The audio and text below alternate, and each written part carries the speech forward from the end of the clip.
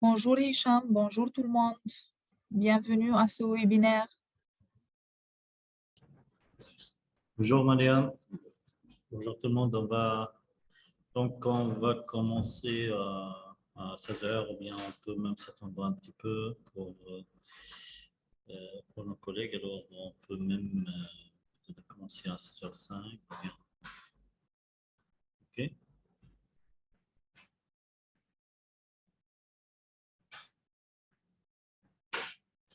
J'espère que la qualité de son est bonne.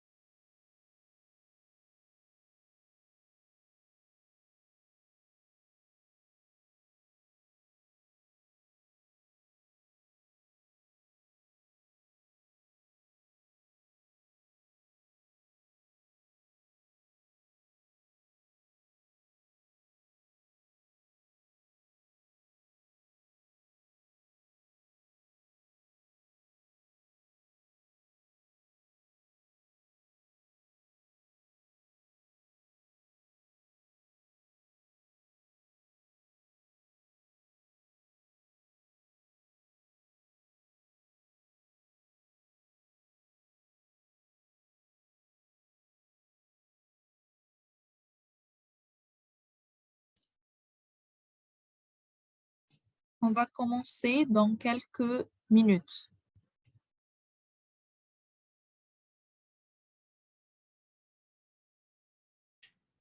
On est aussi en direct sur Facebook. Vous pouvez partager le lien de partage, bien sûr. Donc, on est sur le groupe, Mariam, on est sur le Civil Community, bien sur la page.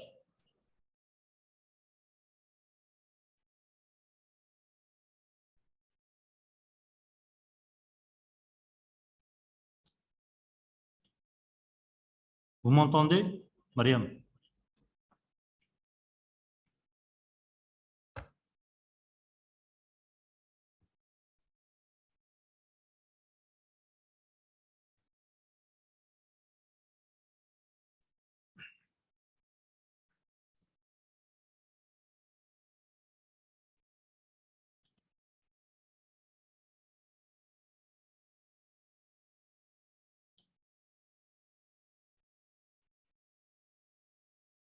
Peut-être il y a un problème de son nom.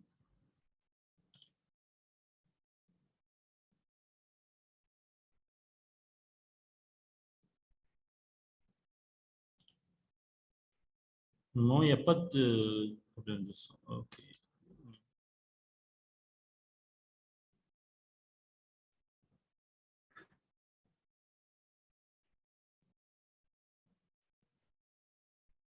OK, merci.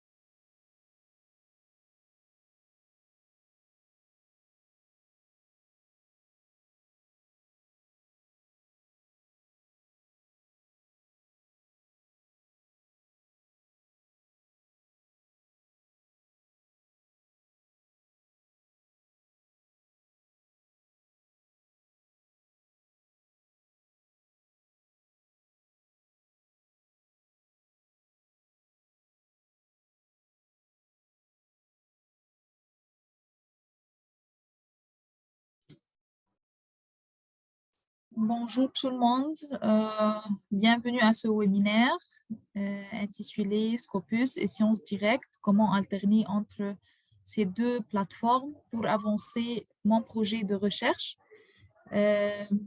Alors, Hicham, est-ce que vous m'entendez? Oui, Mariam, je suis là. Peut-être on peut commencer l'enregistrement. Ah, c'est bon. Alors, en attendant, Hicham, je vais vous dire quelques consignes. Bien sûr, Je suis là, comme vous le Mariam, hein, je suis savez, là. le simple fait que vous êtes connecté à ce webinaire confirme votre présence.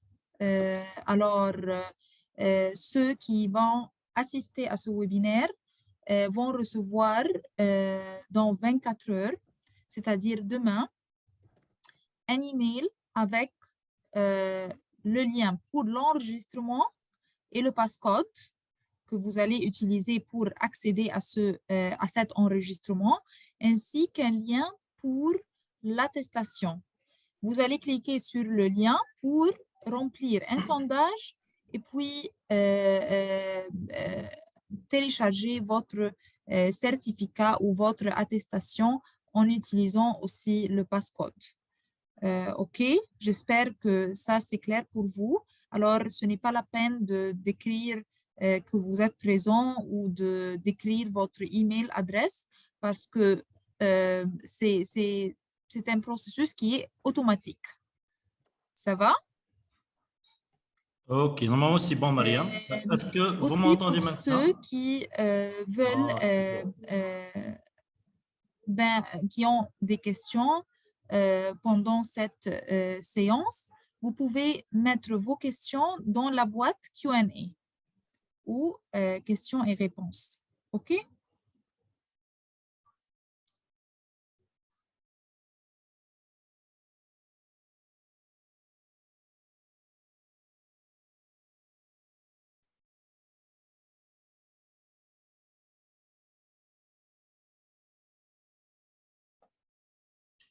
Donc, on peut commencer peut-être parce qu'il y a un problème de son apparemment. Une minute.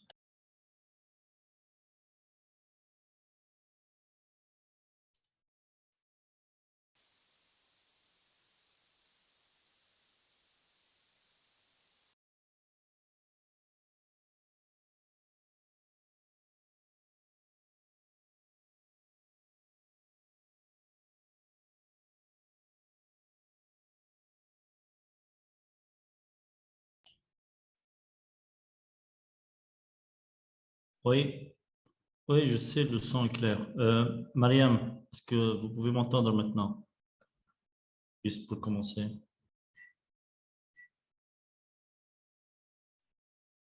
Dans tous les cas, je peux commencer. Voilà, Hicham, Ouais, c'est bon? maintenant, C'est bon, Mariam? vous m'entendez?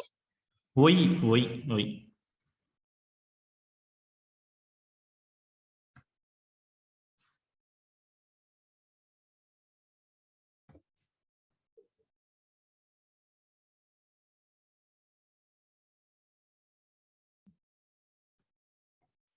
Le mic est à vous, Hicham.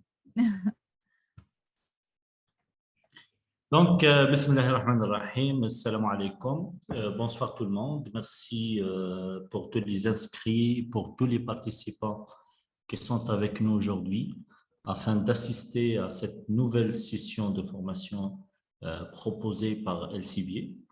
Bien sûr, c'est proposé pour les enseignants, proposé pour les doctorants et les étudiants universitaires en général, les étudiants qui veulent développer leur capacité de recherche scientifique. Donc, aujourd'hui, on remarque tous que le nombre des sources qui ne sont pas des sources dites les sources fiables.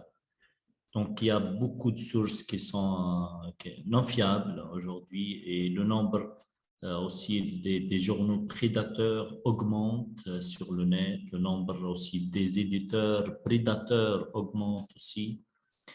C'est-à-dire il y a une alerte vraiment sérieuse sur le contenu scientifique.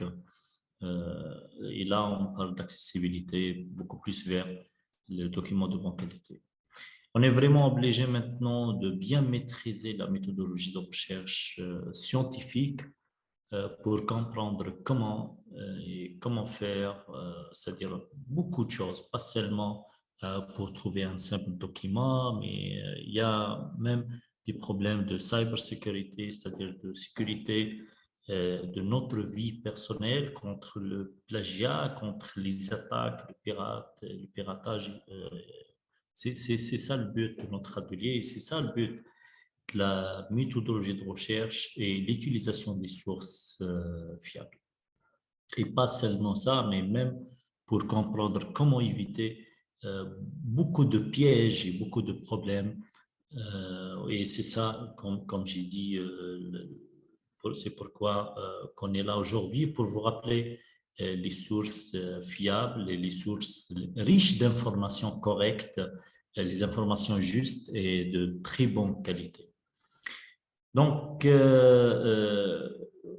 vous savez tous que les sources fiables, qui sont des sources généralement bien sécurisées, ne vont pas seulement vous donner des bons documents, mais aussi vous protègent contre beaucoup de choses, puisqu'elles sont vraiment couvertes par des systèmes de sécurité, de systèmes des antivirus et des cybersécurité, systèmes de protection de très haute performance pour vous protéger tous.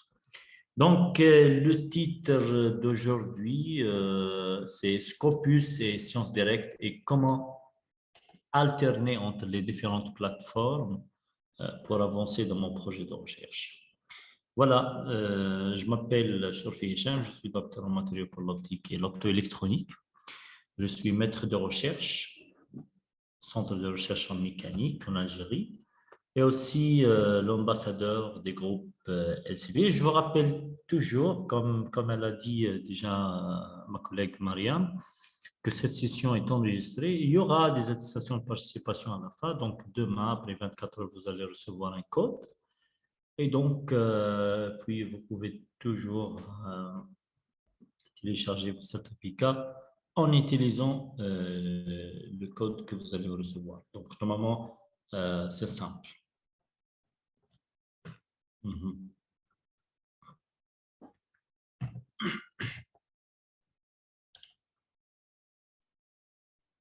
Donc, tout d'abord, les documents, toujours les documents fiables, sont des matières révisées, c'est-à-dire des matières évaluées et ce qu'on appelle en anglais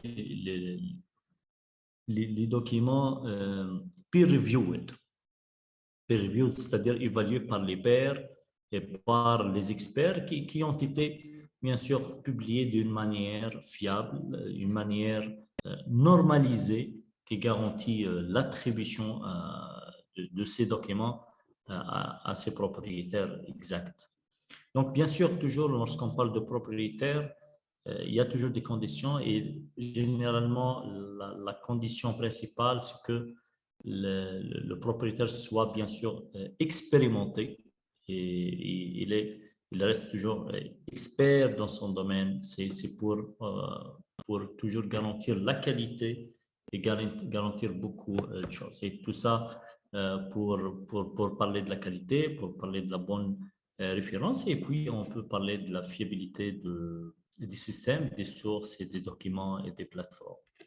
Et même c'est pas ça, mais aussi pour garantir l'avancement des sciences, puisque, comme vous savez, pour publier un document dans une source fiable, c'est pas facile vraiment. Il faut bien que l'originalité et la valeur ajoutée soient claires, bien claires, et soit aussi, même les résultats soient pertinents.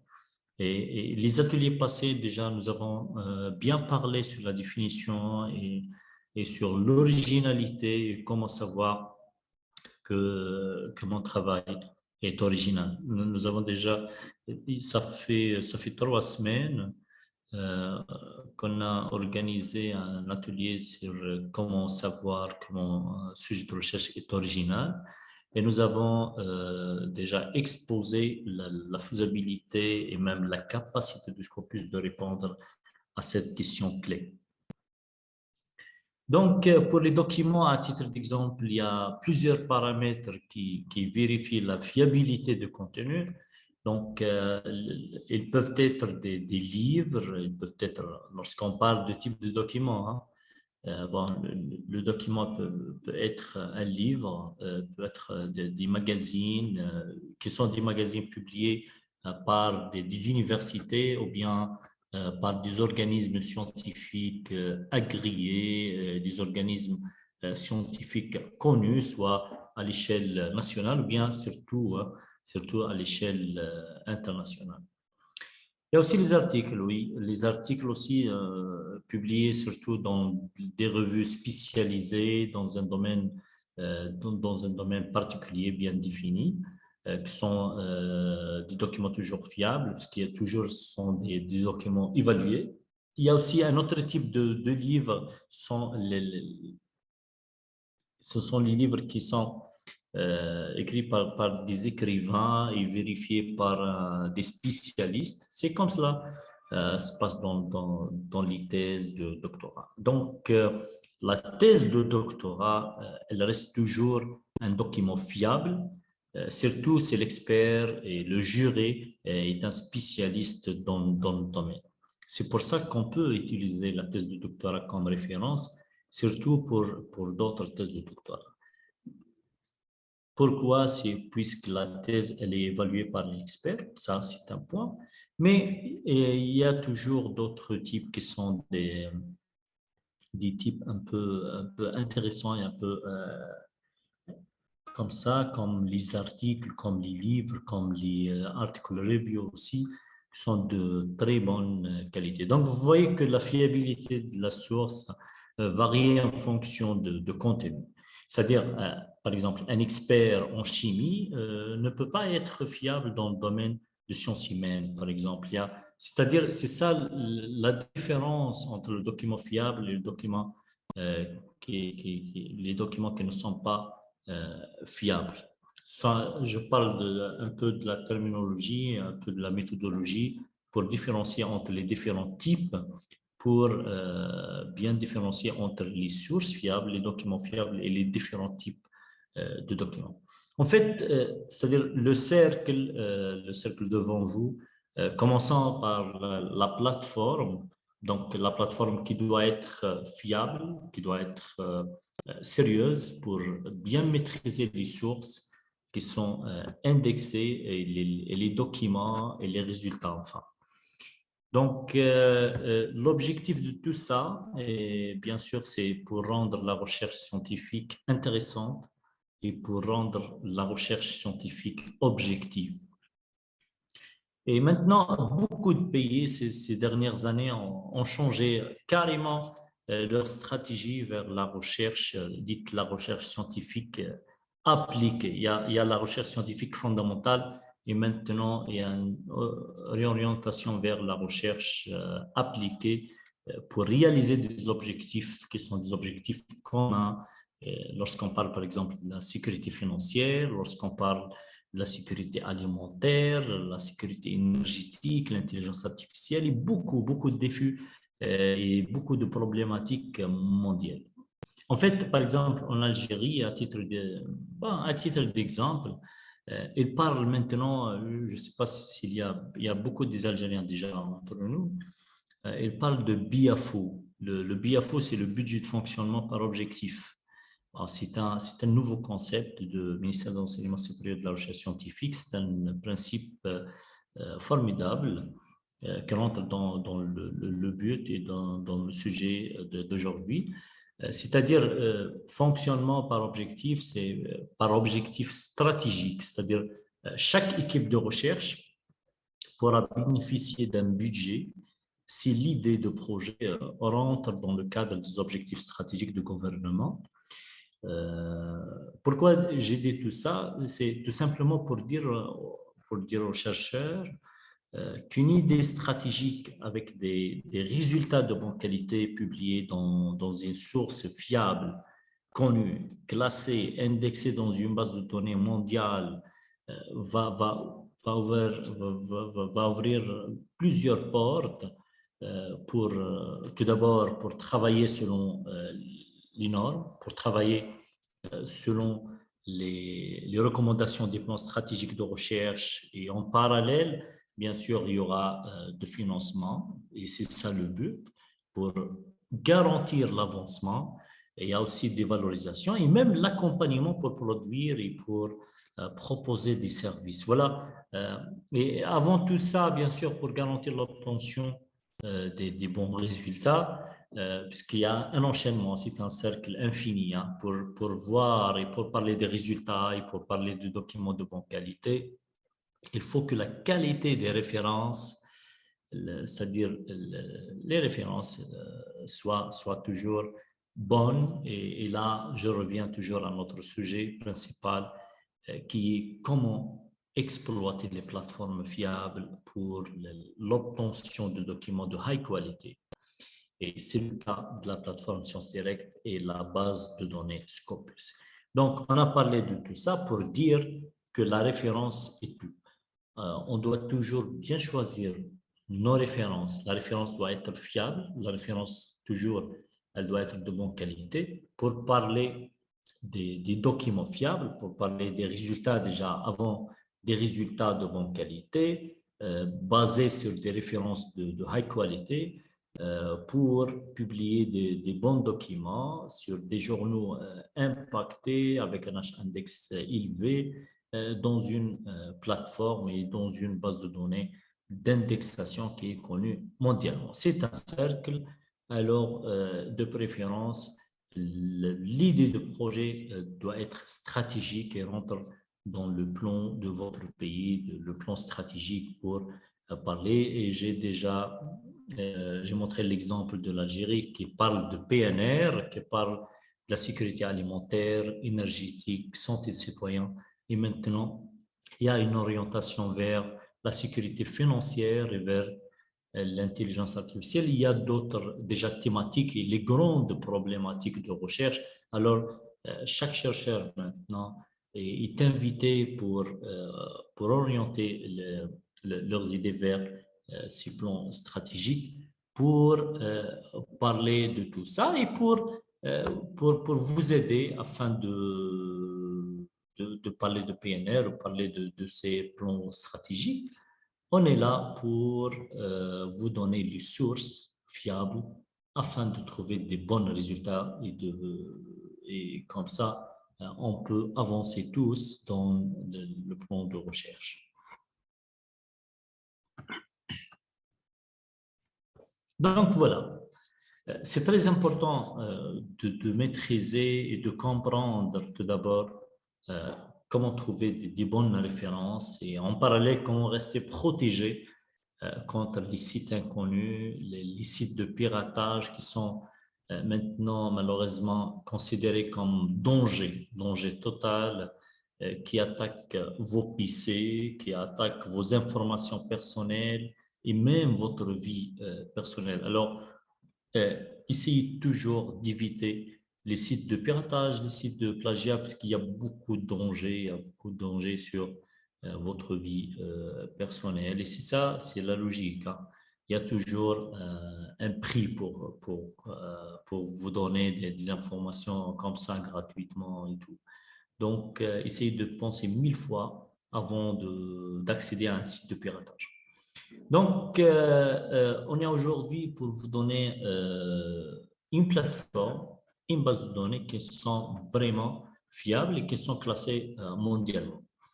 On a déjà parlé un petit peu sur ça les dernières fois. On a parlé sur la base de données Scopus comme la première base de données qui existe dans le monde. C'est une base d'indexation, de résumé et vraiment, elle est très intéressante. Et Scopus indexe la quasi-totalité de la base de données sont les bases de données qui existent dans le monde. Il y a plus de 26 000 sources sur Scopus, mais toujours sur Scopus pour faire de la recherche et elle est dédiée beaucoup plus pour un peu pour découvrir et pour analyser les résultats de la recherche. C'est-à-dire, il y a une fonction principale de Scopus. Scopus, elle peut répondre à plusieurs questions sur comment trouver un sujet de recherche, comment trouver un collaborateur, comment créer une équipe de recherche, comment trouver un moyen de financement, surtout les moyens de financement qui sont des moyens internationaux. Et même, on peut trouver des titres, des documents sur Scopus. Et même pour télécharger, on ne trouve pas le texte intégral sur Scopus. C'est pour ça qu'on doit alterner des fois entre les bases de données, on doit alterner entre les plateformes pour bien profiter, pour bien exploiter le contenu, soit le contenu global ou bien juste le résumé et tout. Donc, comme j'ai dit, puisque Scopus a sa fonction principale, et sans le texte intégral, bien sûr, des 10 articles, et Scopus conserve les profils, on trouve les profils et les métriques à l'aide des données des documents, c'est-à-dire on trouve les profils pour les auteurs, les profils pour les institutions. Il y a plusieurs types de profils maintenant. C'est-à-dire il y a une grande et une big métadonnée qui est déjà à votre disposition pour faire plusieurs analyses, surtout concernant le point des profils qui sont des profils d'auteurs et profils d'affiliation. Maintenant, pour télécharger le texte intégral, il y a une plateforme qui est intéressante, qui est connue mondialement, c'est ScienceDirect. Bon, ScienceDirect, c'est un produit d'Elsevier. Donc, sur ScienceDirect, c'est une grande plateforme qui contient des articles en texte intégral, c'est-à-dire lorsqu'on parle de texte intégral, c'est-à-dire de l'introduction jusqu'aux références, sont des textes intégraux de revues et de livres principalement, comme j'ai dit, publiés par Elsevier, mais incluant certaines sociétés aussi hébergées avec Elsevier. Donc, le but de ScienceDirect est de vous donner, comme j'ai dit, le texte intégral et on peut bien sûr basculer, comme vous voyez sur l'écran. Donc, sur ScienceDirect, on trouve le full texte ou sur le Scopus, on trouve l'abstract.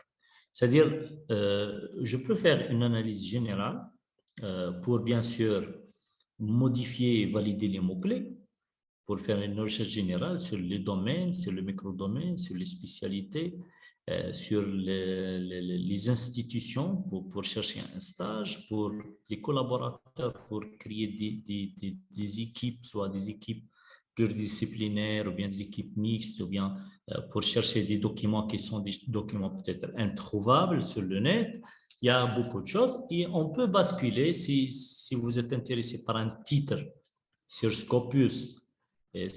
Surtout, je parle beaucoup plus sur les titres des sources d'Elsevier. Donc, vous pouvez juste copier le titre de Scopus et le coller directement sur ScienceDirect. Et comme ça, vous pouvez télécharger le texte intégral en format PDF avec le fichier complet. C'est ça l'avantage. Donc, on peut basculer entre les deux. Surtout en Algérie, nous avons l'accès vers les deux, vers la base de données, vers la plateforme. Donc, on peut faire beaucoup de choses et on reste toujours en sécurité. C'est ça le but, c'est de rester en sécurité en utilisant les sites et les plateformes qui sont des plateformes fiables, qui sont suivies par beaucoup de monde. Donc, toujours en parlant de Scopus comme base de données mondiale, il y a beaucoup de domaines qui sont inclus sur Scopus. Il y a beaucoup plus sur les sciences de la vie, il y a les sciences sociales et humaines, il y a les sciences de la santé, il y a la physique, l'astronomie, les sciences et technologies, c'est-à-dire tout ce qui est ST. Donc, à travers ces 4 thématiques, on peut dire que tous les domaines sont inclus sur Scopus. Il y a des millions et des millions de documents. Donc, maintenant sur Scopus, concernant les maisons d'édition qui sont indexées, qui sont sur Scopus, en fait, ce n'est pas 5000, mais maintenant, d'après la dernière mise à jour, nous avons plus de 7000 groupes d'édition et maisons d'édition qui offrent des publications, qui offrent des sources et des journaux qui sont tous indexés sur Scopus. Concernant les profils, par exemple, des institutions, il y a plus de 80 000 maintenant. Il y a, on peut dire même 70 000.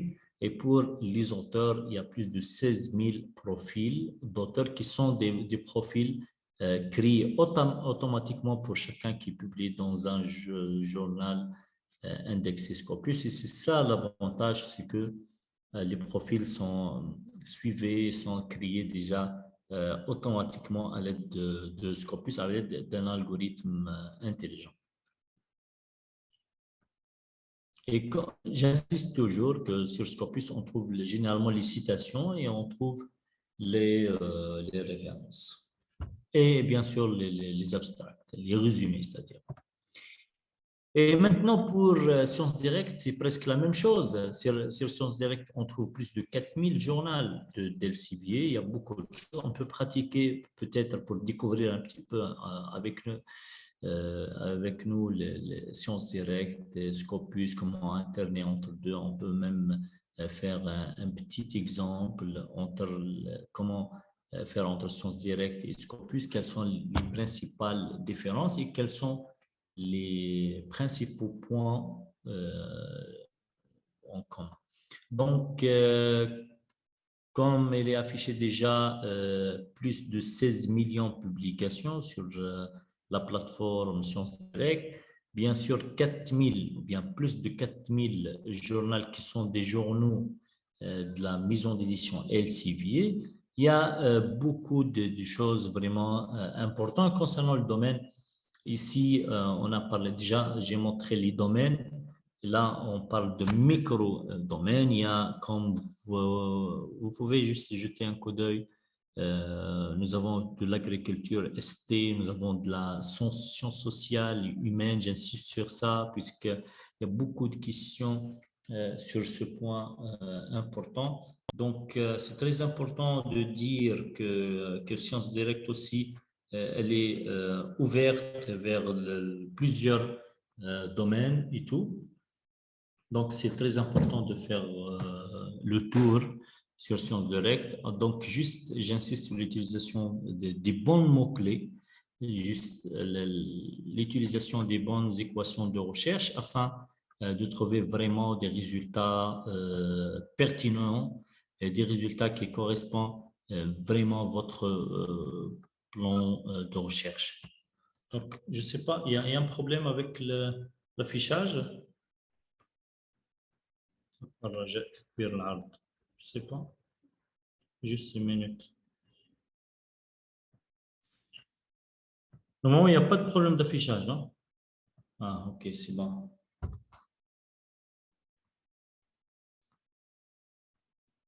Ok, ok.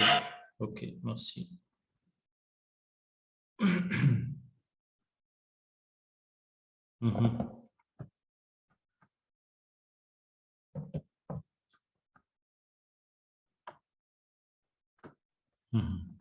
Donc, c'est en deux mots, nous avons parlé un petit peu sur Sciences Directes et sur Scopus, peut-être pour les gens qui n'ont pas assisté avec nous les dernières fois. On peut déjà faire une petite démonstration sur Sciences Directes et sur Scopus et voir comment alterner entre les deux. C'est très important de voir ça pour bien maîtriser, puisque maîtriser la méthodologie de recherche, oui, ok, juste une minute.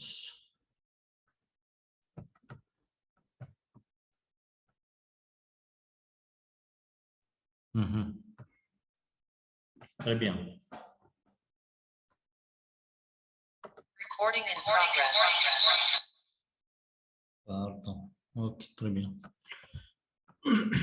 Donc, je vais juste connecter, mais après. Hein. Donc, maintenant, question accessibilité, question accès sur Sciences Directes et sur Scopus, aussi en Algérie pour les doctorants, les enseignants, pour les chercheurs permanents. Donc, je peux basculer peut-être sur Scopus. C'est la première et la seule condition pour accéder à Scopus et aux différentes plateformes et bases de données, bien sûr, comme bien sûr Sciences Direct et Scopus. La première condition est d'avoir un abonnement ou bien un accès institutionnel sponsorisé par votre établissement universitaire ou bien votre centre de recherche via bien sûr le consortium de votre pays. Je parle bien sûr surtout pour l'Algérie. Donc, pour tous les Algériens qui sont affiliés aux différents établissements ici en Algérie, qui sont les établissements affiliés avec la DGRSDT, avec l'MESRS et le CIRIS, vous pouvez juste demander votre compte. Bien sûr, c'est pour les étudiants, les enseignants, les chercheurs. Vous pouvez tous contacter soit votre bibliothèque centrale ou bien directement le CIRIS pour avoir un compte SNDL, qui est le Système national de documentation en ligne, puisque c'est le seul accès sponsorisé en Algérie. Même ces dernières années, ils ont installé comme j'ai dit, il y a beaucoup de bureaux SNDL pour bien faciliter l'obtention des codes. Alors, c'est très important de demander votre code. En fait, c'est instantané. Vous pouvez juste utiliser votre carte d'étudiant, bien votre carte professionnelle avec le bureau SNDL pour récupérer tout de suite votre compte SNDL. Ils vont vous donner juste un identifiant, un mot de passe pour directement accéder à SNDL, et vous pouvez trouver après la plateforme SNDL sur www.sndl.cirist.dz, et l'utilisation de cette interface graphique, elle est vraiment optimale. Donc, elle est très facile à utiliser par les étudiants beaucoup plus. Donc, parmi les choses qui sont importantes, surtout en basculant sur Sciences Direct et sur Scopus, peut-être des fois sur Sciences Direct, je peux trouver un article avec le titre complet, avec les noms d'auteurs, avec l'affiliation.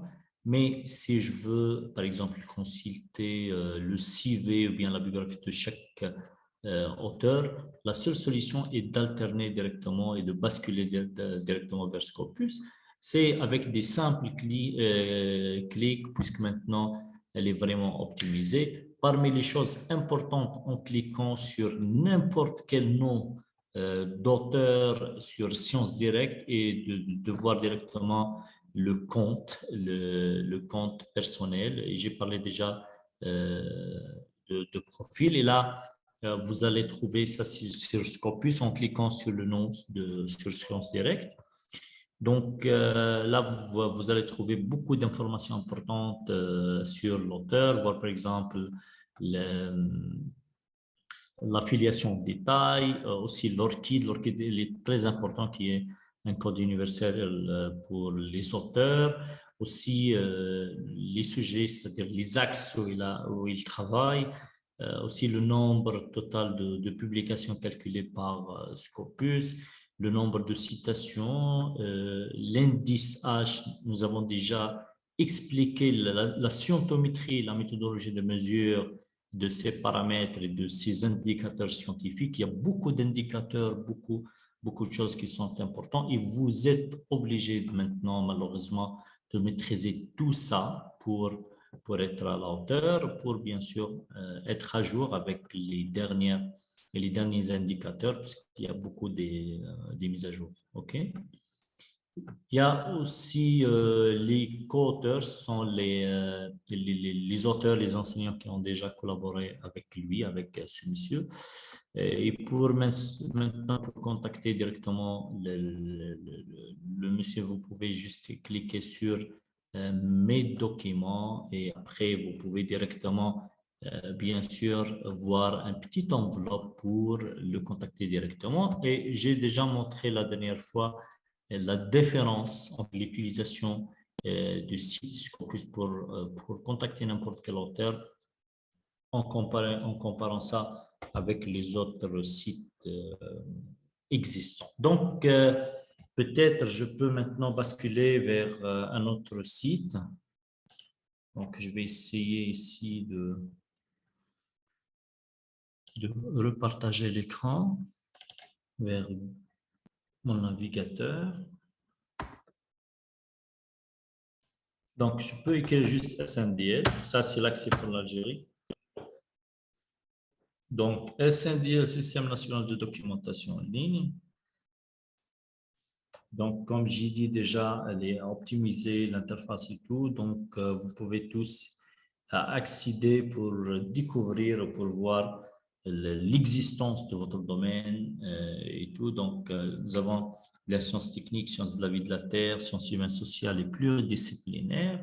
Il y a aussi pour voir les prochaines formations, vous pouvez cliquer sur formation. Pour portail, il est très important pour les gens qui cherchent des thèses de doctorat. Il y a beaucoup de portails, même pour les portails pour les journaux et pour la SGP algérienne.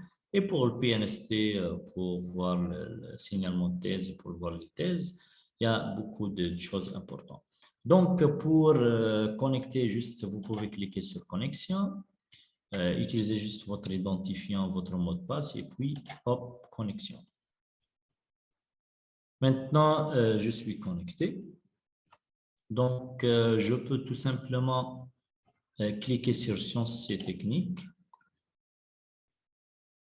Là, nous avons plusieurs plateformes, nous avons plusieurs maisons d'édition et nous avons plusieurs bases de données. Donc, on est intéressé aujourd'hui par Sciences Direct comme plateforme et Scopus comme base de données. Donc, je peux peut-être accéder à Sciences Direct. Alors, je clique. Voilà, c'est l'interface principale de Sciences Direct, elle est optimisée aussi. Donc, pour bien sûr à chaque fois vérifier qu'on est maintenant connecté à l'aide de l'accès spécial, c'est-à-dire l'accès sponsorisé par le ministère de l'Enseignement supérieur algérien. Donc, vous pouvez juste sur le lien, on nous vérifier que www.sciencesdirect.com.sndl.rn. Donc là, je suis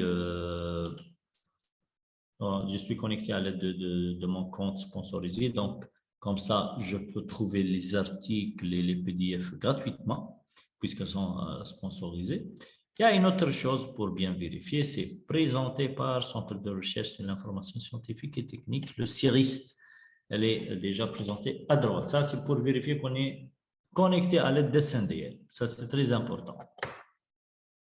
Donc, pour faire la recherche sur Sciences Direct, il y a ici, pour rentrer directement le titre, bien quelques mots-clés, le nom d'auteur, le titre de revue, le volume, publié, page, et même vous pouvez faire une recherche avancée en utilisant même les opérateurs de recherche comme les booléens, et on peut même utiliser quelques paramètres.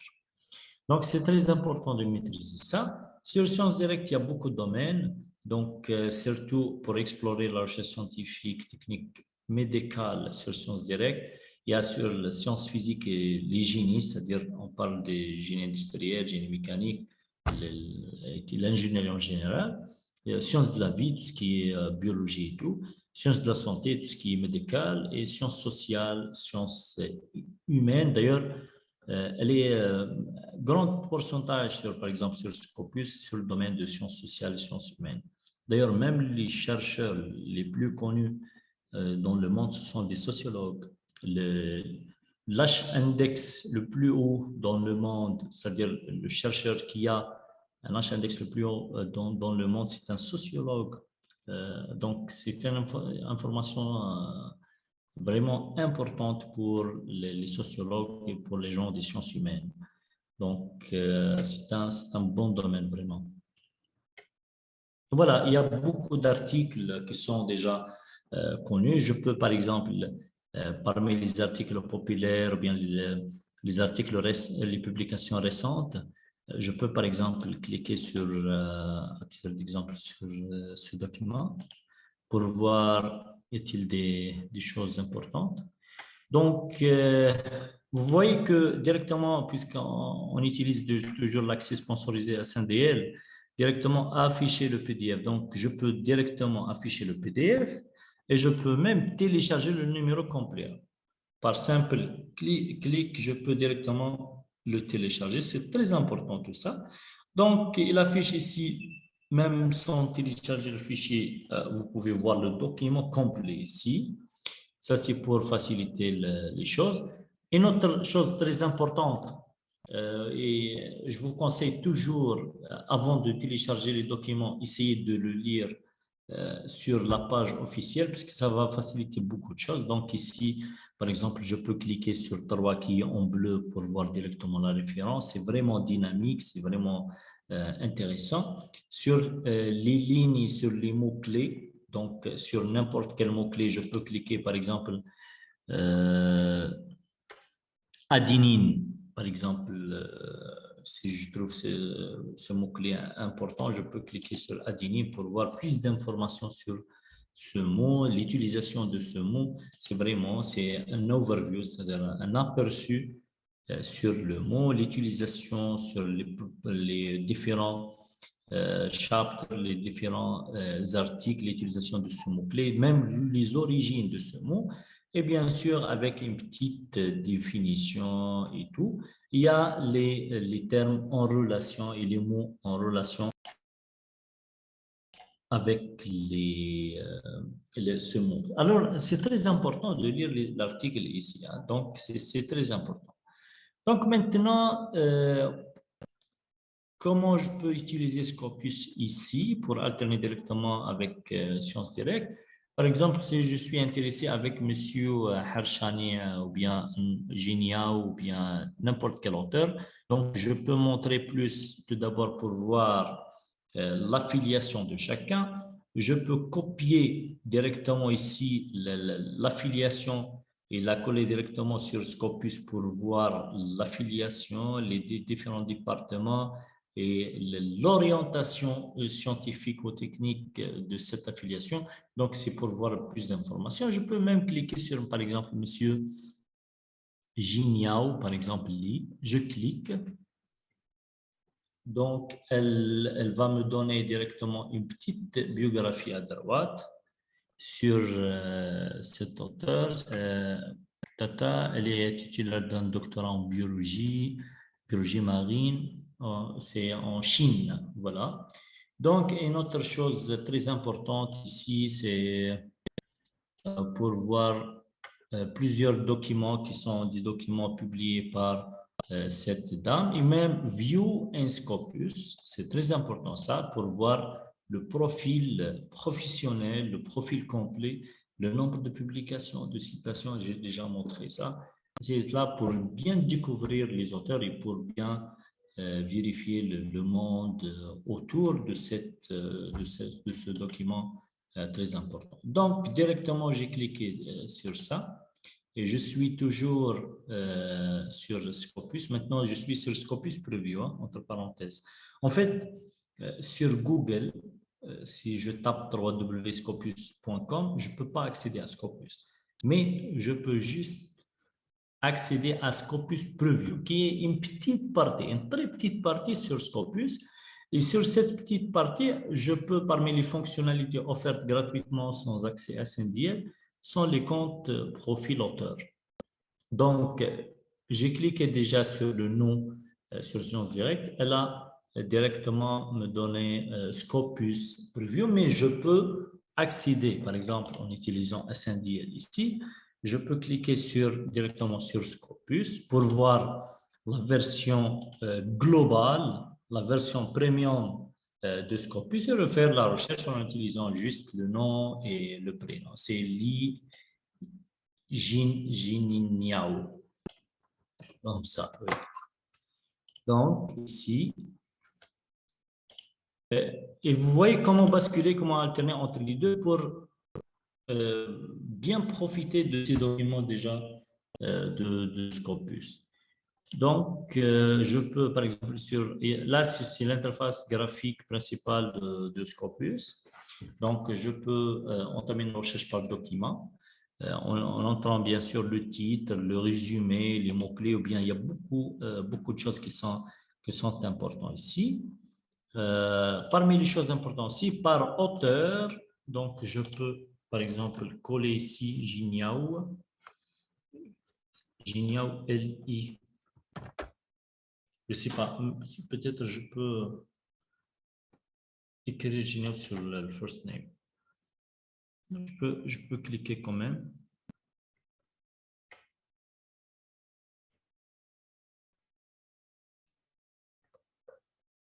Comme ça, oui.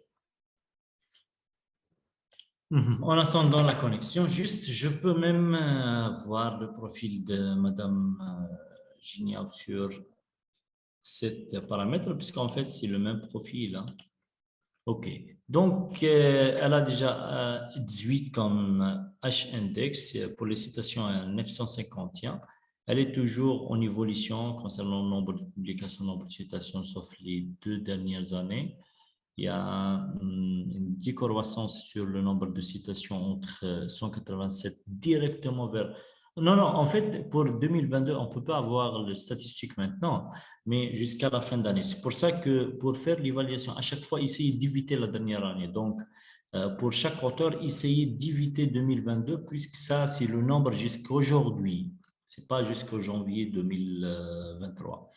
Donc, essayez d'éviter 2022. Donc, je peux dire qu'elle est toujours en évolution en parlant de l'année 2021. Il y a un nombre de citations très important entre 2020, par exemple, 149 jusqu'à 187 en 2021. Et on peut dire qu'en 2022, elle va recevoir beaucoup de citations, peut-être... ça dépend de l'évolution, hein, ça dépend de l'évolution, mais peut-être jusqu'à 200 citations, mais concernant le nombre de publications, il y a une décroissance quand même entre 2020, 149 jusqu'à entre 10 en 2020 jusqu'à 6 en 2021. Et maintenant, on ne peut pas dire sur 2022, jusqu'à maintenant, elle a déjà publié 3 documents en 2022. Ça, c'est très important. Et pour voir comment nous avons déjà alterner entre les deux. Ça, c'est une autre. Ça, c'est une autre. En fait, il y a un petit problème puisqu'on peut trouver deux auteurs avec un seul auteur avec deux profils. Donc, si vous remarquez que vous avez déjà n'importe qui, si vous avez déjà deux comptes différents, vous pouvez directement contacter Scopus avec la preuve et tout pour directement vous donner le seul compte. On peut corréler entre les comptes pour extraire ou bien pour avoir un seul compte. C'est très important de voir tout ça. Hein. Donc, c'est très important. Aussi, il y a beaucoup de titres aussi. Donc, à chaque fois, je peux, comme j'ai dit, directement cliquer sur n'importe quel nom d'auteur ici, dans le but toujours et de voir directement les travaux qui sont sur Scopus et les travaux qui sont sur Elsevier. Maintenant, sur Scopus, c'est très important de voir tout ça.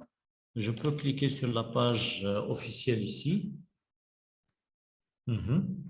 Donc, sur la page, je peux par exemple cliquer sur Source. Sur Source, on peut voir ici quelles sont les revues qui sont indexées sur Scopus.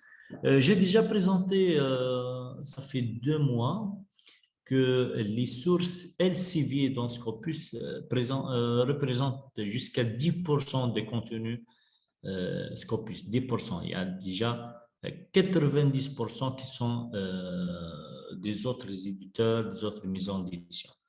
Donc, pour alterner entre Scopus et entre Sciences Directes, on doit rester toujours, et j'ai déjà la condition, qu'on doit rester sur les journaux qui sont des journaux Elsevier. Comment rester sur Elsevier directement? Je peux ici sur Source pour voir les journaux qui sont indexés sur Scopus. Il y a plusieurs filtres à gauche. Il y a plusieurs filtres avancés aussi. Mais pour faire la recherche sur n'importe quel journal, par exemple, je peux cliquer sur Title ou bien ISSN, puisque chaque journal il a son ISSN. Il y a aussi par domaine, je peux faire la recherche par domaine pour voir quels sont, par exemple, je peux écrire mécanique pour voir quelles sont les sources qui publient, qui acceptent la publication des résultats le mécanique. Et par publisher aussi, c'est très important. Publisher, on parle de mise en édition et tout. Donc, pour garantir la bonne alternance, bien pour alterner entre Scopus et Sciences Directes, je peux cliquer tout simplement ici à LCVA pour voir quel est le nombre de sources qui sont des sources LCVA. Donc, déjà, le nombre global ici, c'est 43 685. Si je peux cliquer ici LCVA, Apply, appliquer, je peux voir quel est le nombre des journaux LCVA qui sont indexés Scopus et qu'on peut les trouver quand même sur Sciences Directes. J'espère que c'est simple. Donc, pour le moment, il y a 4032 résultats, c'est-à-dire sources en général, pas seulement les journaux, mais peut-être en utilisant les filtres, je peux cliquer sur Journals, c'est-à-dire les journaux, appliquer, et maintenant, nous avons 3666 journaux. Donc, elles sont déjà classées. En fait, The Lancet, c'est parmi les journaux numéro 1 dans Scopus, dans LCVA.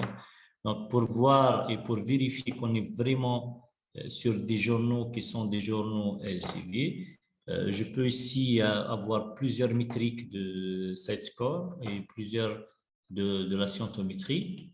Donc, je peux les classer déjà par SGR, par SNP, par Publisher. Nous avons déjà parlé de la scientométrie au cours de l'atelier passé. Pour Publisher,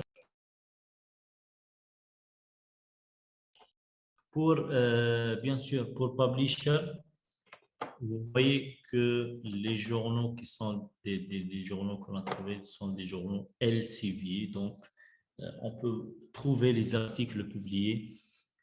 Si on parle de texte intégral, on peut directement utiliser Sciences Directes. Si on parle d'abstract, si on parle de plusieurs analyses concernant le résultat lui-même, on peut utiliser Scopus. Je peux cliquer par exemple sur le premier journal. Donc, juste en attendant la connexion.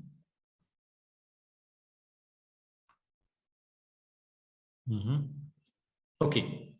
Donc, Publisher, c'est LCVA. L'ISSN de ce journal, Journal Type, il y a beaucoup de choses importantes. Il y a beaucoup de calculs concernant... C'est un... Ah, OK, c'est un journal en médecine. OK, OK. Elle accepte de publier les travaux en médecine.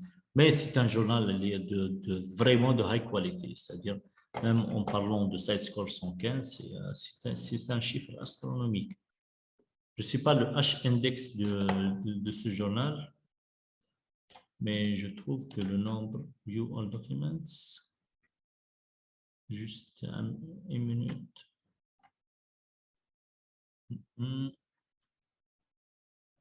OK. Il y a plus de 172 000 citations recevues en 2022.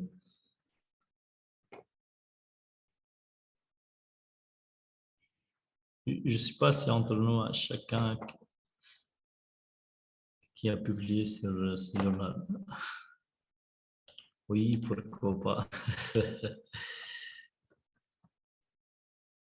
Revue H-index. Ah, je suis curieux.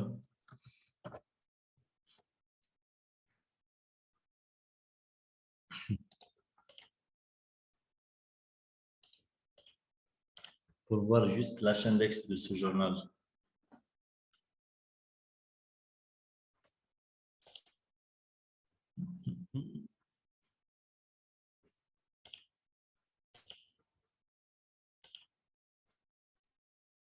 En fait, 800, je ne sais pas. Hein, je trouve que c'est pas 800. Peut-être, peut-être. En tout cas, en tout cas.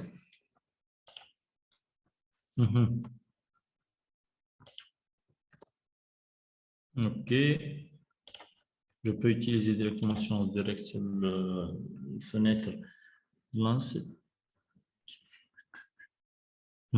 Comme ça, je peux cliquer sur le journal.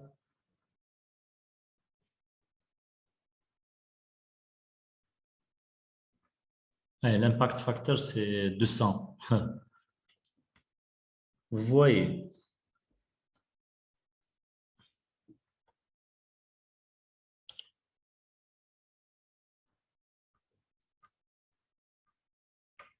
Donc, en fait, c'est comme ça, oui. Pour l'impact factor des journaux, surtout les journaux qui publient des résultats en médecine, on trouve des impacts vraiment élevés. Même concernant le H-index, il y a toujours un H-index vraiment élevé pour ce journal. Donc, et même pour la publication, pour publier un journal sur...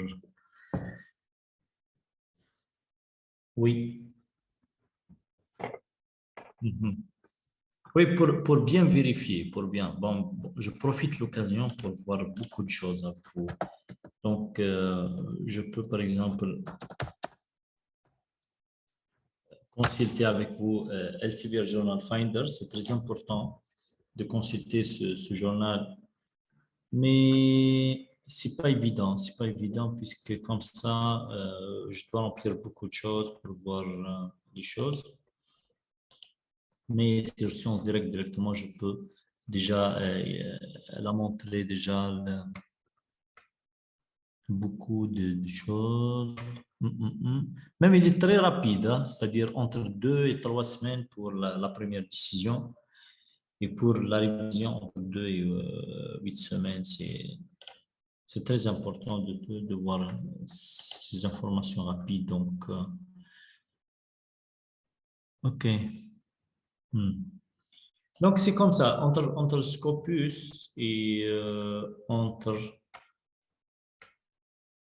Oui. Je peux cliquer sur le journal, comme j'ai dit.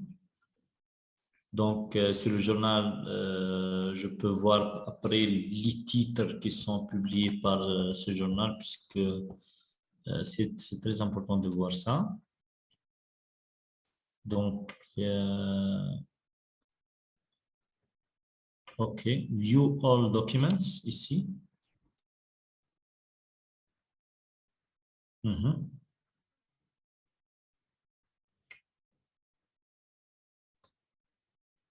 OK.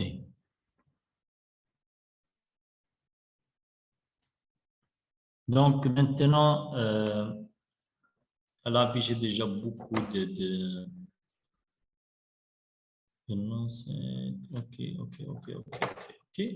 Maintenant, si je suis, par exemple, intéressé par ce titre, le titre numéro 1, je peux soit cliquer sur View at Publisher pour directement basculer vers le journal pour voir, c'est-à-dire l'article sur le journal officiel.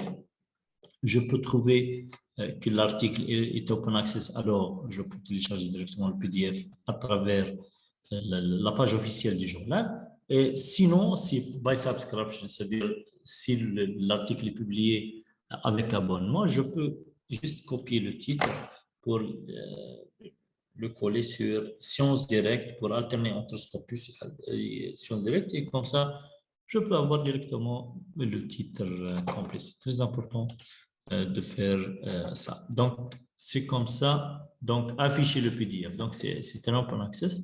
En plus, pas seulement ça, puisque déjà, là, je suis connecté avec SNDL. C'est ça l'avantage. C'est pour ça que vous êtes invité toujours d'utiliser le compte SNDL, puisque ça il va faciliter vraiment beaucoup de choses. Et comme ça, vous n'allez pas rencontrer, il faut payer $40 pour télécharger ça. C'est un obstacle quand même. Maintenant, le gouvernement algérien a mis le paquet sur la science, sur ce point exactement, pour faire la recherche tranquillement.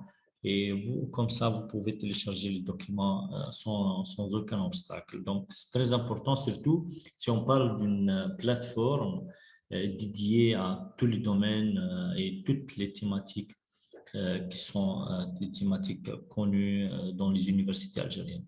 Et toujours, pour basculer, juste, vous pouvez cliquer sur n'importe quel auteur à titre d'exemple et cliquer sur View in Scopus pour voir comment alterner entre les deux, pour faire la recherche, pour voir quels sont les autres documents qui sont des documents vraiment intéressants pour lecture. Donc, c'est très important de faire tout ça. Donc, aussi, si vous n'avez pas trouvé le titre directement sur Scopus ou bien sur Sciences Direct, j'ai dit que je peux directement juste faire des copier pour le titre. Et sur Sciences Direct, sur la page officielle, je peux directement taper le titre ici. Sinon, vous pouvez même cliquer sur l'ORCID, puisque sur le ORCID, vous pouvez directement accéder au profil d'auteur, ou bien après, vous pouvez même trouver le document exact. Donc, c'est très important de faire tout ça.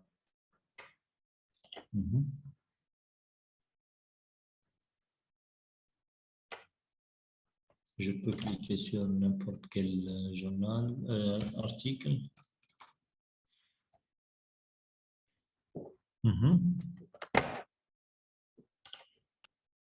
Il n'y a pas de cross-mark ici. Hein? Non.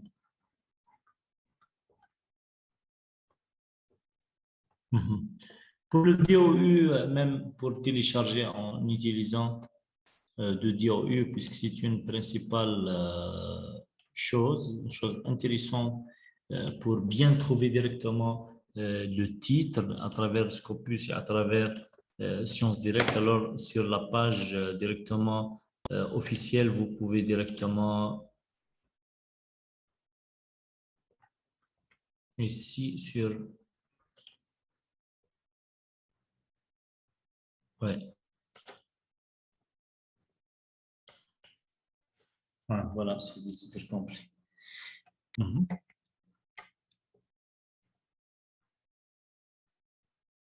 Donc, si vous avez juste le DOU, qui est le Digital Open Identifier, vous pouvez juste ici, c'est une nouvelle fonction sur Scopus. Donc, vous pouvez faire la recherche par document, par auteur et par affiliation. Et maintenant, si vous n'avez pas le nom d'auteur, vous pouvez cliquer sur Search Using et on peut changer Other Name by ORCID. Donc, ici, vous pouvez juste... Bon, ce n'est pas pour l'ORCID. Ça, c'est le DOU. Donc, c'est pour l'ORCID. Alors, vous pouvez directement voir n'importe quel nom d'auteur et voir son ORCID. Et directement, vous pouvez cliquer ici. C'est le format, c'est un format, c'est un ID en numéro. Donc, c'est très important pour vous.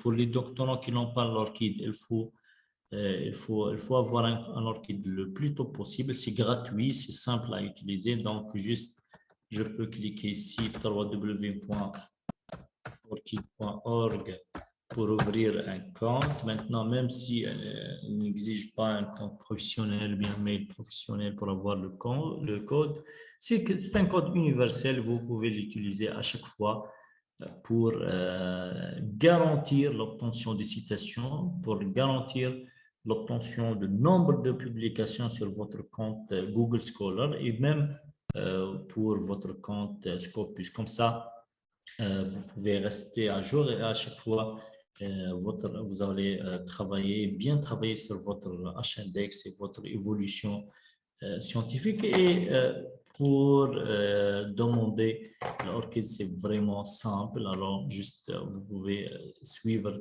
les étapes qui sont des étapes simples afin d'avoir l'ORCID. Alors, je pense que c'est simple. Donc, je peux, par exemple, cliquer un autre titre rapidement pour voir.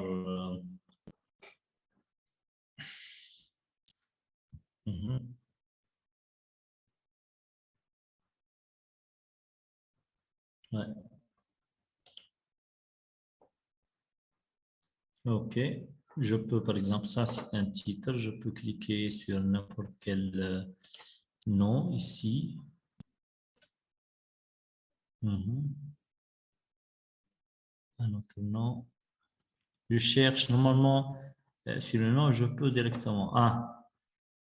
C'est ça, c'est l'avantage aussi entre Scopus et Sciences Directes, si on peut alterner entre les deux.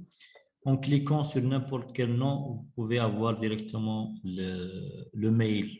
Directement, c'est ça le but. Par exemple, si on fait la différence entre ResearchGate, sur Scopus, sur ResearchGate, vous êtes obligé à chaque fois de contacter les auteurs à travers un profil principal. Donc, l'auteur doit à chaque fois ouvrir le compte pour voir la boîte de réception et tout. Mais si on peut alterner entre Scopus et entre Sciences Directes par intelligence, directement, vous pouvez avoir le mail personnel. Alors, vous pouvez directement contacter la personne adéquate sans protocole et directement sur le mail professionnel. C'est très important de voir ça, c'est vraiment important. Donc, il y a aussi des recommanded articles, sont des articles liés par le résultat de la recherche. C'est très important de faire ça. Donc, je ne sais pas, il y a beaucoup de choses. Moi, je cherche le crossmark, parce qu'il y a toujours ce qu'on appelle le crossmark où on trouve l'orchid des personnes. Et à chaque fois, on peut parler sur un point important. OK? Donc, le crossmark.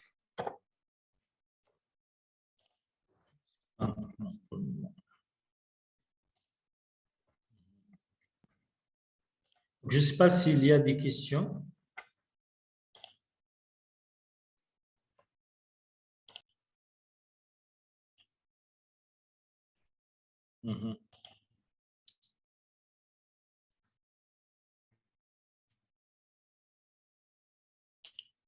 Ce n'est pas la peine de vous envoyer vos emails puisqu'il y a un algorithme qui suit déjà votre présence.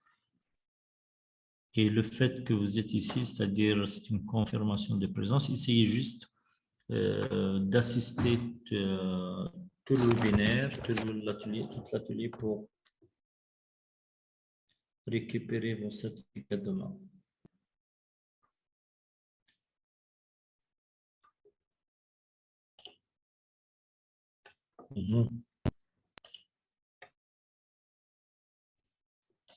Nassiri.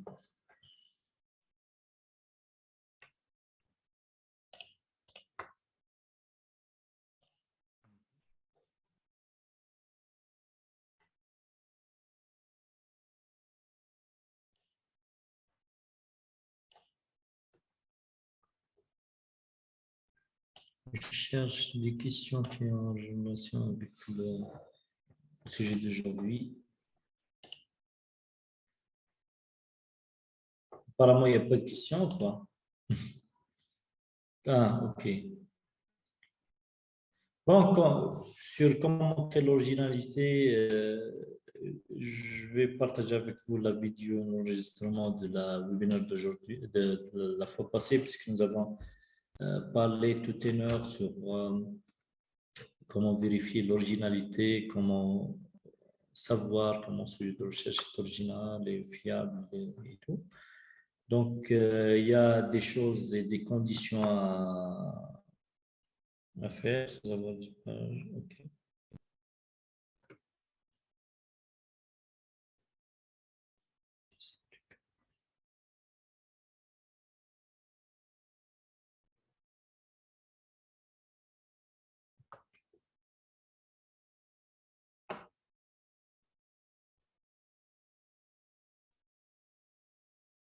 Ouais. Oui, concernant les sites de piratage, comme j'ai déjà essayé de les éviter le maximum possible, puisque vraiment c'est danger pour votre fil, pour vos PC, pour votre vie personnelle. Maintenant, nous avons le SNDL qui est gratuitement. Sur le SNDL, on peut trouver des milliards maintenant de documents. Si on parle de totalité entre les bases de données, entre les plateformes qui sont sponsorisés et proposés par SNDL. Donc, à chaque fois, vous pouvez voir et vous pouvez faire la recherche et tout en sécurité, puisqu'à travers la SNDL, la protection est garantie.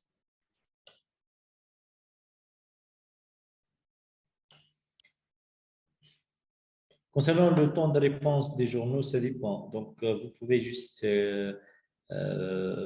cliquer, voir, taper votre résumé, votre titre et vos informations liées par l'article sur Journal Finder, Elsevier Journal Finder, pour vous proposer des sujets, pour vous proposer des journaux avec la première date de décision et la première date de réponse. Et comme ça, vous pouvez décider le nom du journal à travers la période et le temps.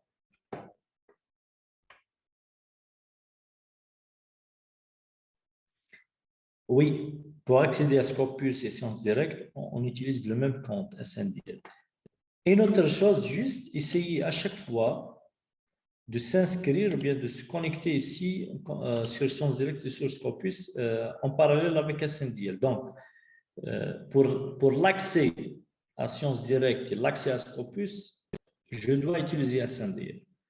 Et après, pour profiter des différentes fonctionnalités qui sont offertes par Sciences Directes et Scopus et qui sont offertes par Elsevier, donc je peux créer un autre compte ici, un autre mail, un autre mot de passe, ou bien même vous pouvez utiliser les deux si vous voulez. L'essentiel, vous êtes invité d'ouvrir un compte pour l'enregistrement ici. Donc, juste en cliquant sur se connecter ou bien s'inscrire, il y a un petit formulaire à remplir pour profiter des fonctionnalités comme les alertes, comme l'export, comme l'utilisation de Mendeley, par exemple, comme gestionnaire de référence et tout. Ça va faciliter beaucoup de choses et même des recommandations, surtout le point des alertes. C'est très important pour bénéficier des alertes et des emails quotidiens, hebdomadaires et mensuels, même annuels, pour rester à jour.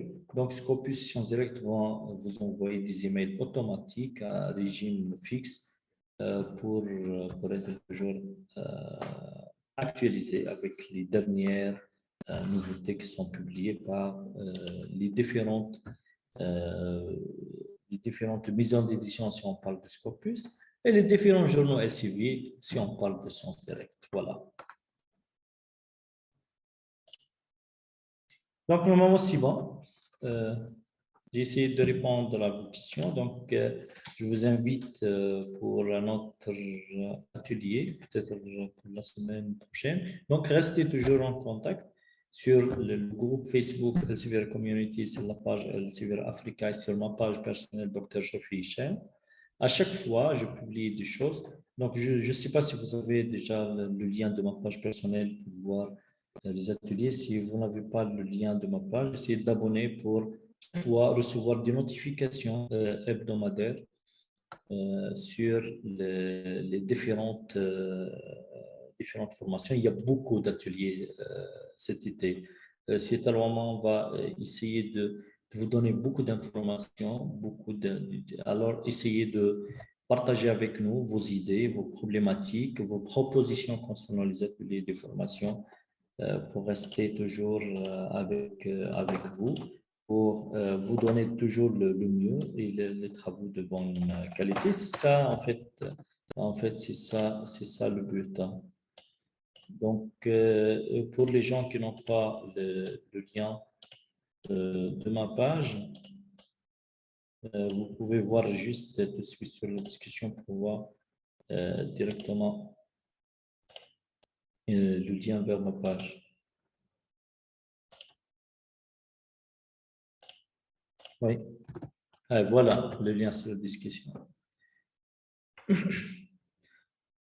Et même vous pouvez partager avec nous vos feedbacks. Hein. Donc, il n'y a pas de souci.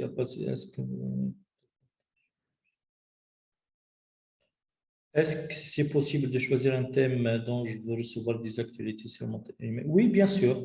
On ne parle pas de thème, on parle de mots-clés, puisque vous pouvez utiliser juste les mots-clés qui sont liés par ce domaine, sur Scopus, par exemple, surtout sur Scopus. Hein. sur Scopus et vous allez recevoir des emails comme tu veux, c'est-à-dire surtout le régime hebdomadaire qui est le régime moyen, par exemple chaque samedi soir, bien chaque vendredi, vous pouvez recevoir un mail avec les actualités sur le domaine. C'est très important, même sans projet de recherche, sans sujet de recherche, vous pouvez suivre les actualités concernant un point bien défini. OK?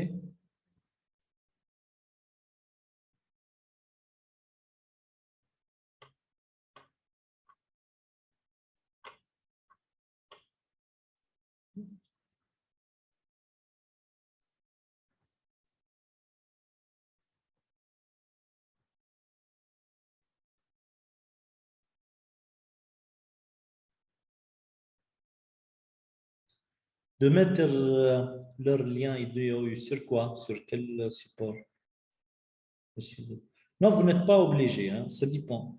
Des fois, on trouve des similarités juste entre les titres, entre les mots-clés utilisés. Donc, de préférence, on utilise les ISSN pour chercher les journaux et le DOU pour chercher les articles et on trouve l'ORCID pour chercher les auteurs. C'est la meilleure solution pour faire une recherche affinée, bien ciblée, une recherche directe, un résultat direct.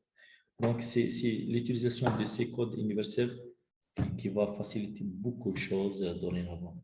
Donc, essayez donc de préférence, ce n'est pas obligé, mais de préférence d'utiliser ces liens. Oui, ce n'est pas obligatoire, oui.